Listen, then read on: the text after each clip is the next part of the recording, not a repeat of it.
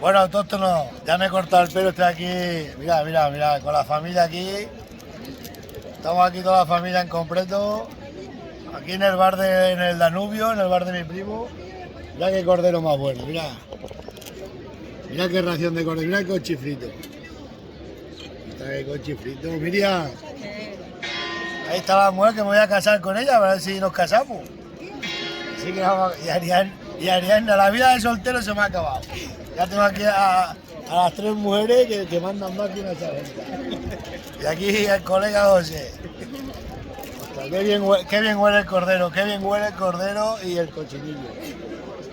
Venga, dale, dale, Miriam, vamos a brindar. Primero la cerveza. Ellos sí, que ha venido uno con unas ganas de beber a Miriam, de esos países, brindamos por todos los autóctonos. Venga, nos vemos. A vuestra salud. Os recomiendo el cordero este, está buenísimo, os recomiendo, aquí en el Danubio, en Plasencia, en la Plaza Plasencia. Ay, ay, ay, comida autóctona. Bueno, Inés, está bueno el jamón, ¿no? Está muy bueno. Esta es la pequeña que se ve, que ahora vamos a hacer ganadera. Mira, mira, Inés, qué besana. ¿Quieres A besana? ver. Tú dale la besana, que esto no miente, la besana no miente. Ari, dale aquí. Graba también a Ariana, que es la mayor, y ya está. Está que bueno está el jamón, Inés. Está muy rico. ¿Qué está, el jamón o los cochinos? No sé yo qué decirte. Pues el jamón, Inesita, que ¿cómo está está el jamón? espectacular, espectacular. Espectacular. Sin palabras.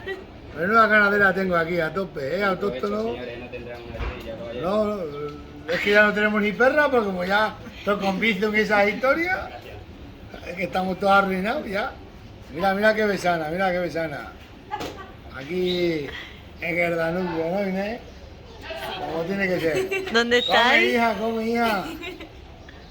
Anda entrando. A estos que miren. Venga, autóctono, nos vemos.